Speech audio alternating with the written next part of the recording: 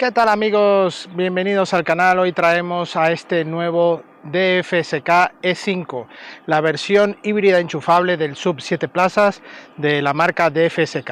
Hoy vamos a comprobar este modelo, qué tan buena alternativa puede ser por su precio, su relación calidad-precio y sobre todo qué calidades nos trae esta marca, sobre todo para esta unidad que es la híbrida enchufable, y por lo cual también tenemos etiqueta cero emisiones. Así que un 7 plazas, cero emisiones, y que parte de 35.000 euros. Una única versión, al menos a día de hoy, así que puede ser una muy buena alternativa del coche que estás buscando a día de hoy. Así que dentro intro y empezamos. Coches y motos, sí señor, te los mostramos con buen humor.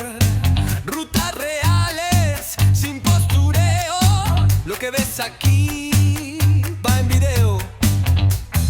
Ángel, Alejandro y Alex en acción, probando en serio, directo en YouTube, campeón. Supermotor online, sin complicar, lo bueno, lo malo, todo sin maquillar.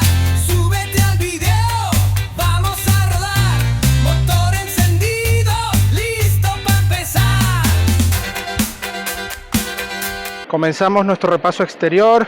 Aquí vemos esta calandra principal que baja a toda esta zona con este formato. También el logo de FSK va iluminado con toda esta parte superior también en luz LED. Vemos estas entradas en este lateral que le dan un buen formato y además mejor aerodinámica.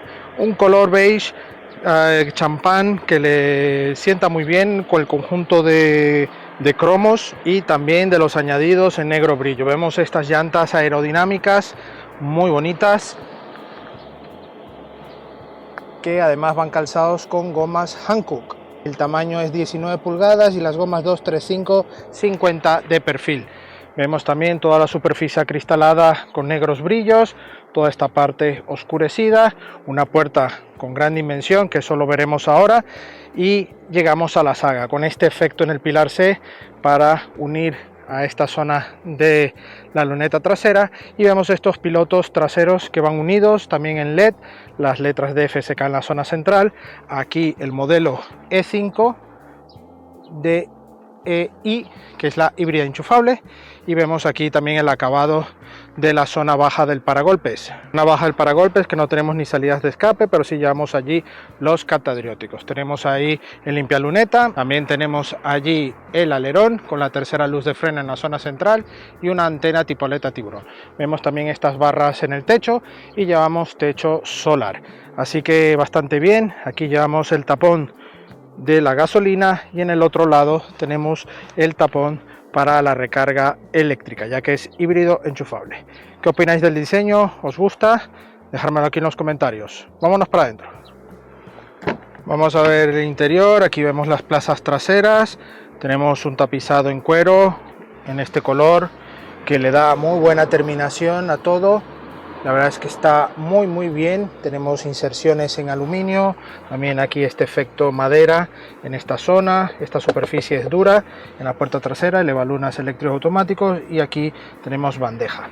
Tenemos también la opción 7 plazas, ahora mismo va activa. Ahí vemos cómo están dispuestas estos asientos, estas banquetas, para uso más que todo de emergencia, ya que reduce muchísimo el maletero, ¿vale? Ahí tenemos esas ventanas tipo custodio y toda esta parte. La verdad es que tiene buen detalle, salidas de aire en esta zona y conector USB en esa parte. Suelo totalmente plano y eso gana bastante habitabilidad para estas plazas traseras, al igual que aquí vemos este reposabrazos. Ahí vemos también el techo solar con cortinilla. La verdad es que está bastante bien. Al pasar a las plazas delanteras encontramos muy buenas calidades, puerta con ya una superficie más blanda, toda la zona de elevalunas y mucho espacio para objetos en las puertas. Unos asientos bastante elegantes y con buen acabado. Aquí tenemos las dos pantallas, la de cuadro instrumentos que tiene una visibilidad un poco escasa y la de multimedia que también tiene muy buena calidad con todas las funciones básicas de conectividad de Bluetooth y navegación con Android y CarPlay. En este caso vemos una consola con efecto madera, una pequeña guantera también con ventilación y toda la parte para guardar nuestros objetos con carga USB y puerto 12 voltios. Encontramos todos los pulsadores, un volante con el logo de DFSK con buena terminación general. Bueno, ya vamos al volante de este DFSK E5, el híbrido enchufable, motor gasolina y motor eléctrico, todo una combinación de 218 caballos. Por supuesto, la parte combustión, el motor es 4 cilindros, un 1.5, y tenemos esta caja automática que además nos da el confort de marcha de un coche de nivel 0 emisiones, ¿no? Un coche híbrido enchufable. Ya con esta combinación, 218 caballos, ya habéis visto un 7 plazas, buenas dimensiones. Es un coche que con la categoría en la que está, puedes pensar que vale mucho más de los 40.000 euros, pero ya os he dicho en el intro que estamos hablando de los en torno de 35.000 euros. Un precio muy atractivo para un híbrido enchufable, etiqueta 0 emisiones, y que bueno, resulta bastante bueno porque podemos tener incluso conducción 100% eléctrica si llevamos batería, por supuesto. Una batería que además es de 17,5 kilovatios, se carga únicamente en corriente alterna hasta 6,6 kilovatios, y esto bueno, nos permite tener una autonomía en el entorno de los 40 kilómetros, algo que la marca homologa un poco más, pero a nosotros nos ha dado eso. Por ello tiene la etiqueta 0 emisiones y bueno, un comportamiento híbrido bastante correcto. No es del mejor de los, no es de los mejores del mercado, eso sí, hay que tenerlo muy claro, pero bueno, tiene un buen comportamiento. Las recargas son buenas, no hemos tenido problema, y el coche tiene unas suspensiones con mucha inercia, no hay un ajuste aplomado, pero bueno, eso también se traduce en más confort. Pero incluso a mí me resulta bastante blando, muy blando el coche, así que para quienes les guste este tipo de suspensiones, pues muy bien. La dirección es correcta, tiene una buena comunicación, me gusta. No está planteado, por supuesto, algo electrónico como en otros coches de alta gama, para nada. Se nota un poco más de comunicación del asfalto, eso por un lado me gusta. Y también tenemos modos de conducción que activamos aquí. Tenemos modo eco, modo normal, ¿vale? Y que bueno, esto nos traduce en un poco el comportamiento, ¿no? del acelerador y de toda su parte dinámica. La frenada correcta, una pequeña parte regenerativa, pero apenas lo logras notar. La verdad es que notas ya automáticamente la mordida del freno. Y algo que sí no me ha gustado para nada ha sido el cuadro de instrumentos. Un cuadro de instrumentos que a la luz del día, sobre todo, se le da el sol, es que no se ve para nada, pero para nada. Es un tema complicadísimo de ver, incluso los indicadores de temperatura o de depósito de combustible. Es algo increíble. Y luego sí que la pantalla de multimedia tiene buena calidad, se ve a todas horas, y no entiendo qué ha pasado aquí con el cuadro de instrumentos. Sinceramente no sé si es algo particular de esta unidad de prueba, que lo dudo. Yo creo que es algo ya de los modelos en sí, pero es algo que notablemente tienen que mejorarlo urgentemente. 13:28 de la madrugada. Aquí lo podéis ver de noche. Esta es la tonalidad de esta pantalla de info de instrumentos y la de infoentretenimiento, para que veáis la intensidad. Así que en el día, en cuanto le da el sol, nada, pero ya hemos detectado dónde cambiar. Aquí le llaman manómetro al cuadro de instrumentos. Ese es el problema. Ahí lo podemos ir ajustando y dejándole el brillo al máximo. Sobre todo por el tema de depósito y energía general, que tampoco marca bien. Así que ya con esto queda resuelto. Tenemos aquí también una alternativa para ir en modo EV o en híbrido. Esto, por supuesto, si llevas batería en disposición para ir en modo EV. Todo esto tiene, por supuesto, una buena dinámica, pero no busquemos una tecnología aquí puntera.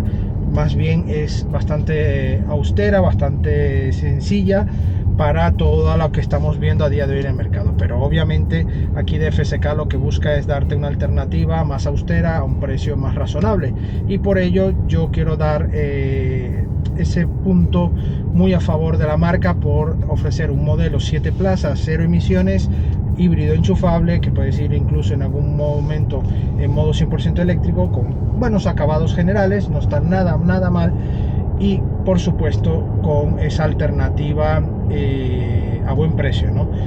El maletero, estamos hablando de unos 470, 480 en formato 5 plazas, se nos reduce a unos 180 litros, 170, 180 litros cuando usamos las 2 plazas adicionales que van en el maletero, y no tenemos doble fondo, porque ya que en el doble fondo incluso llevamos la batería 12 voltios allí dispuesta con algún hueco para el kit de emergencia, y luego podemos llegar abatiendo todos los asientos a unos 1460 litros de capacidad máxima. Un maletero con unas formas, bueno, regulares, tiene buen formato, buena altura, la verdad es que bastante bien. Y en cuanto al uso de las banquetas de las 2 plazas adicionales, es fácil, tiramos de una cuerda, ya lo ponemos y tenemos buen espacio para las piernas, pero hay que tomar en cuenta que este tipo de uso es para personas de baja estatura y con viajes puntuales, no son las sillas o los asientos más confortables para viajar en este coche.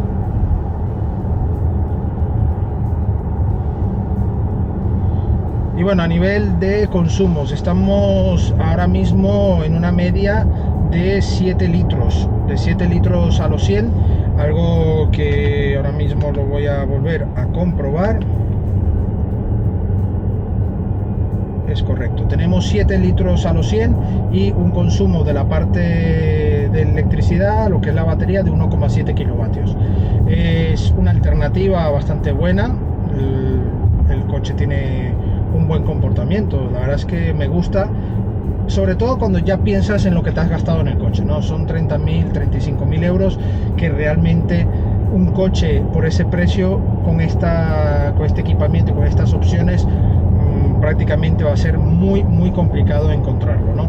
Así que si estás buscando este tipo de coche con estas características, no dejes de probar el DFSK S5. Y bueno, amigos, ya como conclusiones, me parece un coche muy apto, sobre todo por el tema precio. Hablar de 35.000 euros para un 7 plazas híbrido enchufable con buenos acabados interiores me parece fenomenal.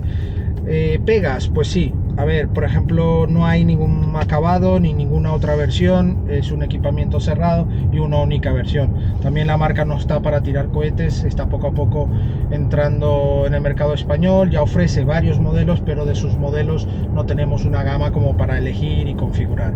Así que bueno, lo que ofrecen es lo que hay.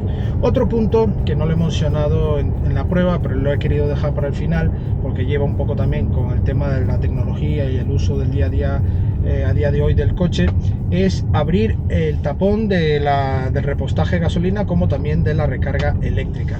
Algo que me parece a día de hoy increíble, que tengamos que recurrir a la pantalla. Es increíble, no hay botones físicos, al menos a la vista.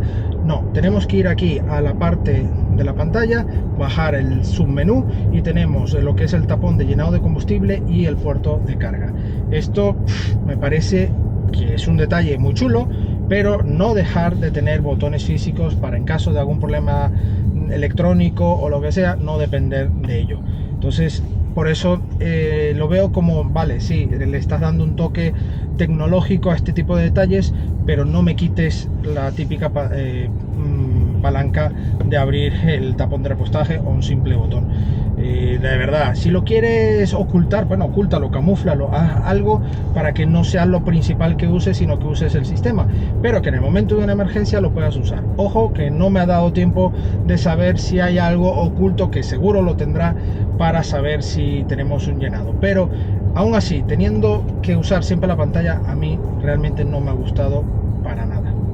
Agradecemos a DFSK España la sesión de este E5 y a vosotros la visita. No olvidéis suscribiros al canal y dejarnos vuestro like, y por supuesto la prueba escrita de este coche, de otros coches y también motos en nuestra web supermotor.online. No olvidéis también nuestras redes sociales: Facebook, Instagram, TikTok y X, donde tendréis actualidad del día a día del motor. Nos vemos en la próxima entrega. Adiós.